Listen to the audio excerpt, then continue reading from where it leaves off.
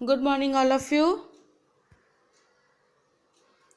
Welcome to online classes of Funnel Learner School. This is your teacher Anju.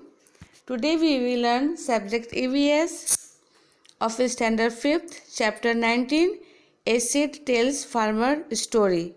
This is part 1. So open the book and see the page number 174. तो ये आपकी 19 chapter है, new chapter a seed tells farmer story.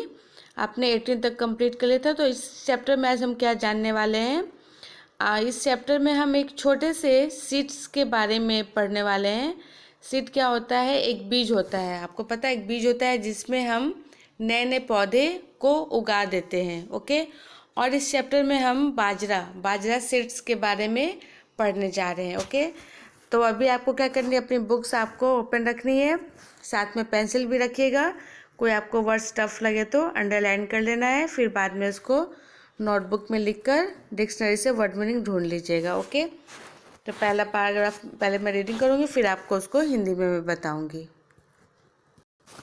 सो यहाँ पे है, I am a small seeds, मैं हूँ नन्ना बाजरा। ओके। तो I am a small bajra seeds, I have in the beautiful wooden box since 1940. I went to tell you my story. This is a long story, but not mine alone. It is also the story of my farmer and his family. If I do not tell my story now, it might be too late. यहाँ पे है, मैं हूँ नन्ना बाजरा। बहुत साल पहले 1940 में मुझे लड़की के एक सुंदर बक्से में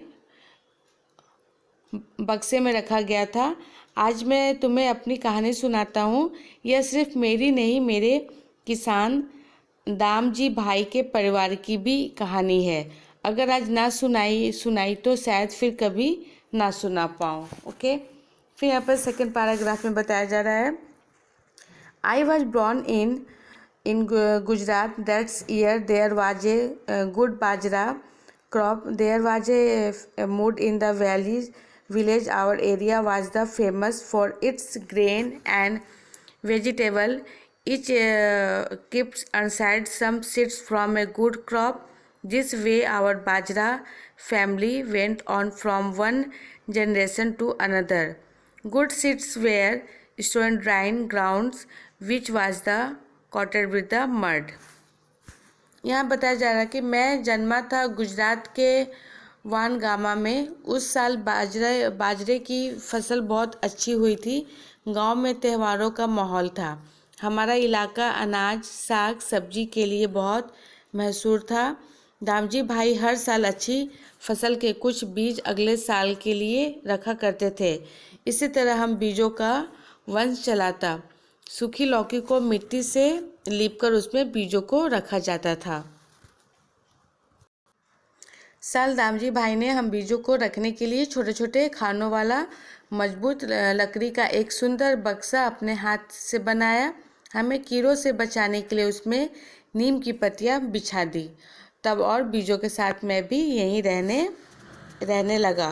तो आप यहाँ पिक्चर देख रहे हैं, ये बाजरा है। बाजरा को ये नीम के फिर ये किनारे से पत्ते डाले हुए हैं, उसके ऊपर ये बाजरा है। ओके। शायद आपने देखा होगा, अगर नहीं देखे तो अपने घर में आप अपनी मम्मी को बोलेंगे तो वो आपको दिखा देंगी। ओके। फिर यहाँ पे है, in those days Damji bhai and his cousin lived together. It was a largest family. Everyone in the village helping each other, even in farming. When the crop was ready and everyone celebrated together. Oh, those wonderful days with big feasts and lots of it. अब यहाँ पे बताया जा रहा है कि in the winter it would be time to enjoy the kinds of the steam. All the vegetables were put into a clay pot along with the fresh spicy. The pot was set and kept between hot coals. The vegetable cooked slowing in this special cooker on the fields. तो यहाँ बताया जा रहा है कि उस समय दामजी भाई के सभी चचेरे भाई भी उनके साथ ही रहते थे। गांव वाले एक दूसरे के खेतों में हाथ बांटते। जब नई फसल तैयार हो जाती तो सब साथ साथ में त्यौहार मनाते। तब के खाने पीने की तो बात ही अलग थी। सदियों से खेतों में ही ताज़ी सब्जियों को मसालों के साथ एक मटके। नेक्स्ट पेज यहाँ टर्न करेंगे। सो आप यहाँ पिक्चर देख रहे हैं ये वाली।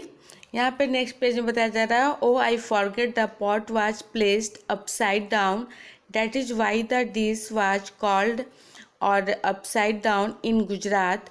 Undia would be eaten with bajra rotis, freshly cooked on what an early delicious flavor. Along with that, the homemade butter, curd and buttermilk was served. अब यहाँ बताया जा रहा है कि में भरते और उसको सील बंद कर देते। कोयले के अंगारों में मटके को उल्टा रखकर सब्जी को पकाया जाता है। इस पकी सब्जी को कहते हैं ऊंधियो। गुजराती में ऊंधियो का मतलब है उल्टा। ऊंधियो के साथ मिट्टी के चूल्हे में पकी बाजरे की रोटियों की सौंधी खुशबू रहती है। वह साथ में घर के दूध का मक्खन, दही, जितनी चाहे उतनी छाछ रहती है खाने में। Okay. would grow many different kinds of crop, grains and vegetable according to the season. The farmers enough their needs and sold the rest of the shopkeeper from the city. Some farmer also grew cotton at the home, family member cotton on a. तो यहाँ बताया जा रहा है कि तरह तरह की सब्जियाँ, अनाज अलग अलग मौसम में उगाई जाती थी। किसान अपनी ज़रूरत के अनाज सब्जी घर में रखकर बाकी का शहर के दुकानदारों को बेच देते।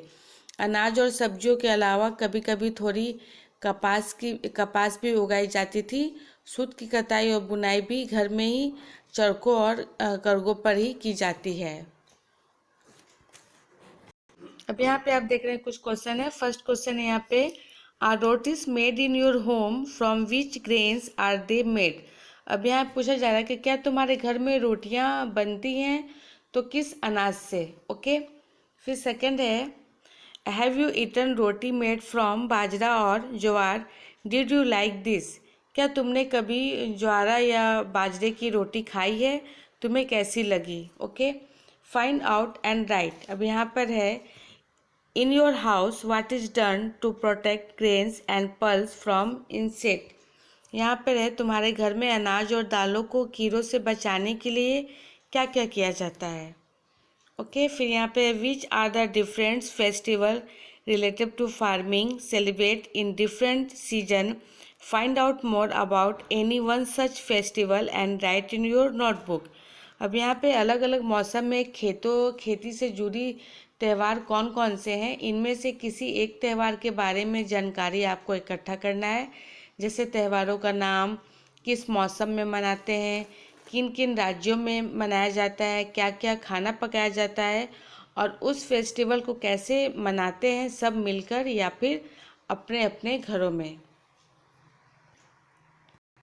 फिर यहाँ पे है, talk the elder in your family and find out if there were some special food cook the early that are not cooked any मोर.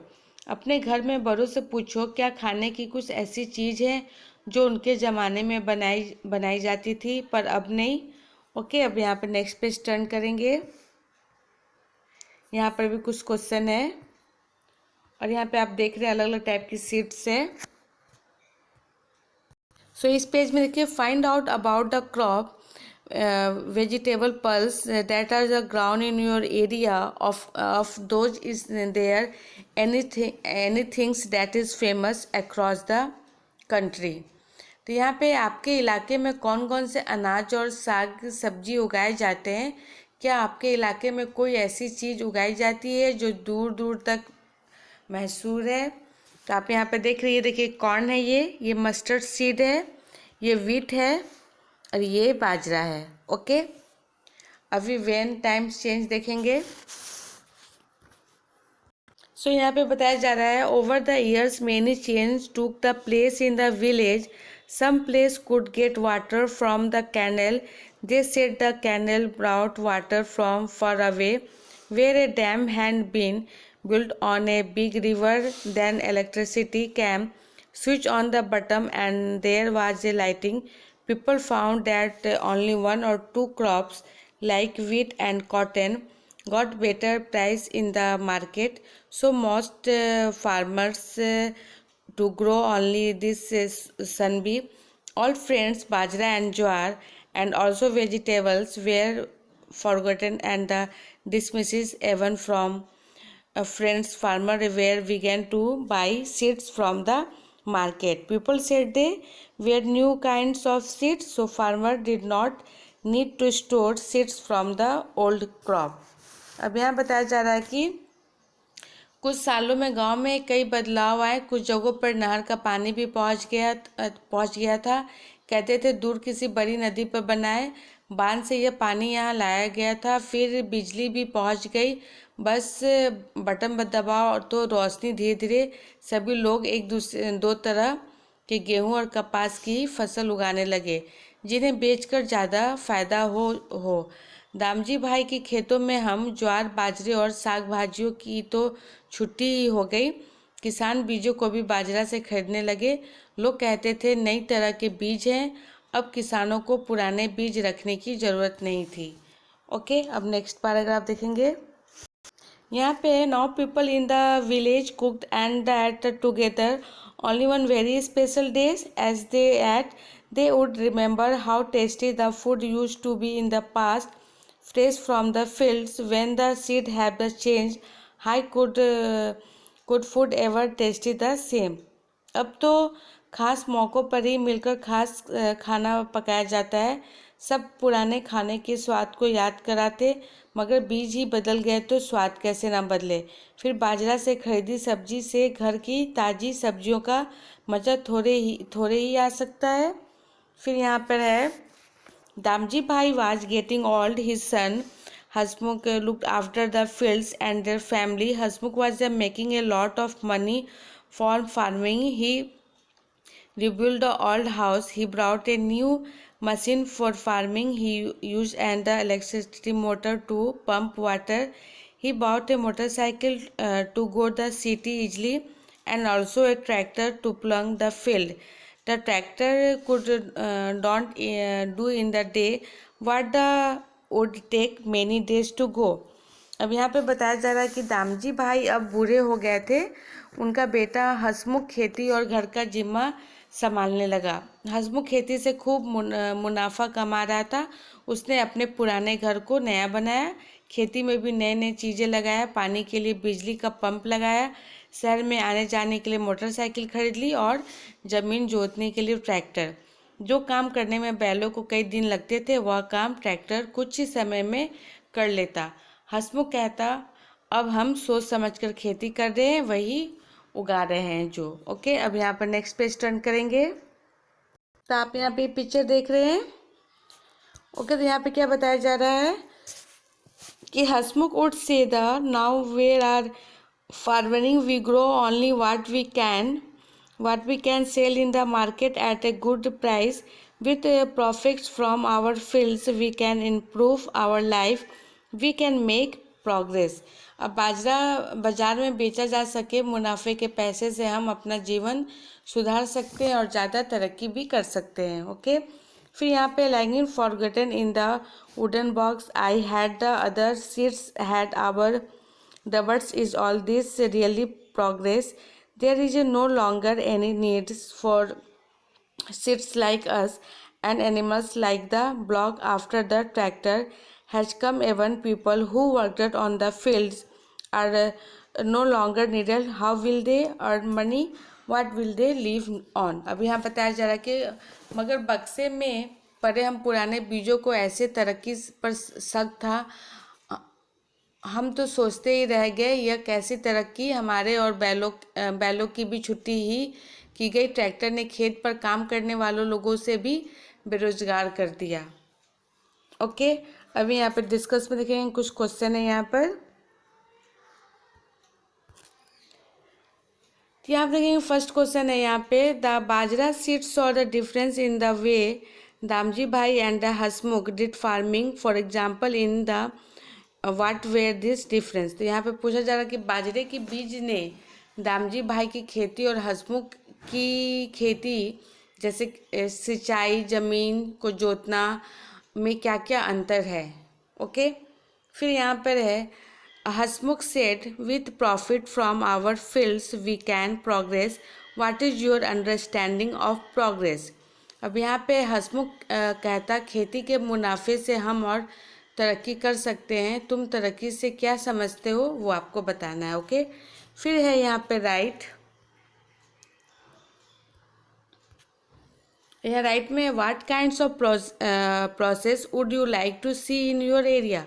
अब यहाँ पे तुम अपने गांव या इलाके में क्या क्या तरक्की देखना चाहोगे वो आपको बतानी है। ओके, फिर यहाँ पे है more and more experience, the next 20 years saw the even more change without the cows and buffalo.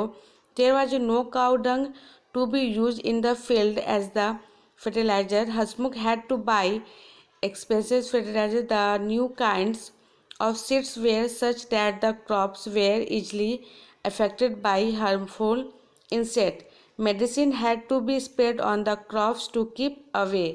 अब यहाँ पे बताया जा रहा है कि अगले 20 सालों में बहुत से बदलाव आए, गाय बैल नहीं तो गोबर की खाद भी नहीं। हसमुख ने नई महंगी खाद डालनी शुरू की। नई बीज ऐसे थे कि उनसे उगी फसल पर जल्दी कीड़े लग जाते, फसल पर दवाइयों का छिड़काव भी करना पड़ता था। ओके, फिर यहाँ पर आपका पार्ट 1 अभी समाप्त होता है। अब हम नेक्स्ट डे पार्ट 2 में मिलेंगे। तब तक आपको क्या करना है, आप भी कोई ऐसी बीज लगाइए, फिर आप उसमें देखिए दिन पे दिन में क्या क्या चेंजिंग आती हैं। ओके, आप ऐसे कोई पॉट में या फिर आपके घर के आसपास थोड़ा सा फील्ड सा हो तो आप उसमें डालकर आप कर सकते हैं। Okay, so thank you, take care and bye bye.